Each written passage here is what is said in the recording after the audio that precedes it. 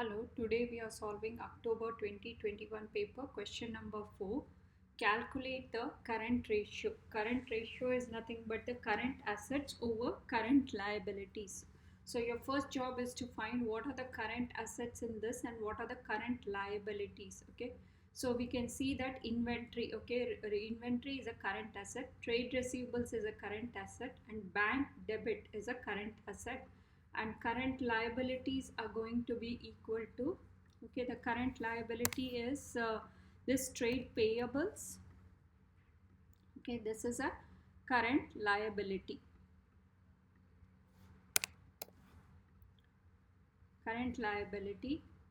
So let's include and calculate. So first one is,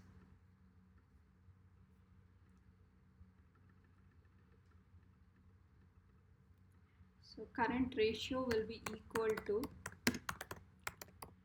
ratio is equal to the current assets. Let's add all of the values. 65,000, okay, 65,000 plus trade receivables, which is at 30,000, and then you have the bank debit, which is at 4,000. So bank debit, which is at 4,000. Okay, and the current liabilities are going to be equal to trade payables, which is at 35,000. So only one current liability. So when you add up 65 plus 30, 34 plus 65, 34 plus 65, that is equal to 99,000. Okay, 99,000 divided by 35,000. So that is equal to 2.82. Okay, 2.83. So 2.83 is to 1. Okay, because it is a these are nothing but the ratio, so you have to include, okay, on both the sides. You have to divide by you have to write it as a ratio, so is to 1. Then liquid ratio is nothing but current assets minus the inventory over current liabilities is to 1. Okay,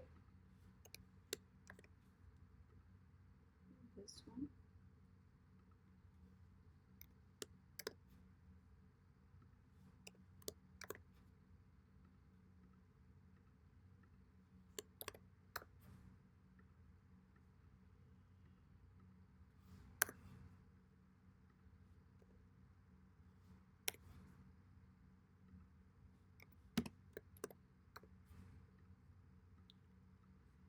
Then now you have the liquid ratio or the acid test ratio. So here all the current assets except the inventory. Okay, so except the inventory, so that is equal to, so you will include all 65, okay, except the inventory only, where you will not include.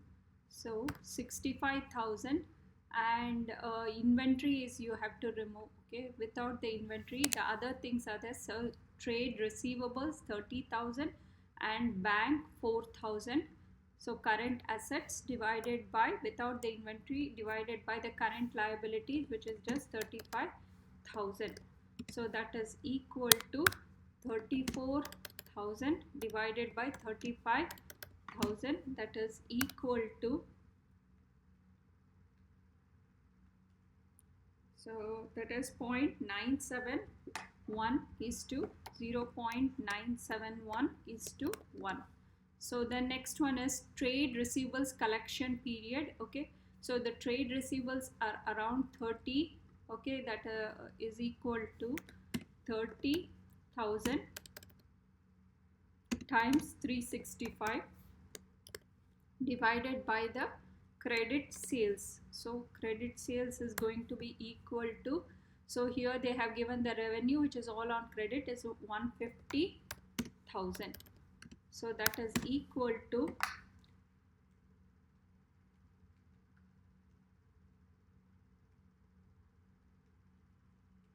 so that is equal to 2 point so 30,000, okay, into 365 divided by 150,000. So that is equal to 73 days. And then you have percentage return on capital employed.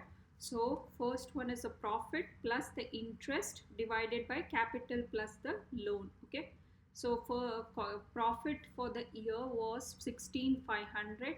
So that is equal to 16,500 plus the interest on the loan 6%, okay, on 25,000. 6% on 25,000 divided by the capital employed, which is at 70,000. So 70,000 plus the loan. The loan taken is 25,000. So, and it is a percentage, so you have to multiply it with 100. So that is equal to 16,500. 16,500 plus 1,500, okay, divided by 70 plus 25, it is 95,000, okay, times 100. So this one is within the bracket, okay, after then divided by is equal to 16,500.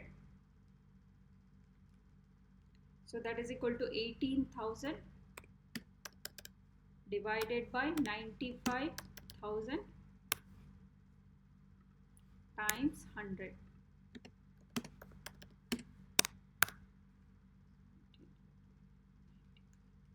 That is equal to 0.189. Okay, 0.189 times 100.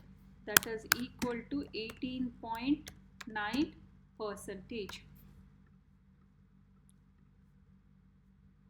Comment on the liquidity of Alicia's business. We can say that the current ratio is what we had calculated, 2.8:1. It is high. Okay, what does this mean? My current assets are more than my liabilities too, but it also means I have too much of idle inventory. I have not been able to sell out the inventory, which is at 65,000. So a lot of capital is tied up with the inventory, okay, not sold. That's why current ratio was high. Liquid ratio was at 0.9:1, almost approximately equal to 1:1, and it is within the recommended range, which means that I will be able to meet the current assets without even selling the inventory. I'll be able to meet all my current liabilities. Then trade receivables collection period was at 73 days. Okay, 73 days, which is a very long period. So it is more than 2.5 months. Okay, so which means that you have to include some credit control policy to get back the cash into the system. Okay, otherwise you will face cash flow problems. Okay, may face cash flow problems in the future. Okay, if you don't get back the money, it can become even irrecoverable.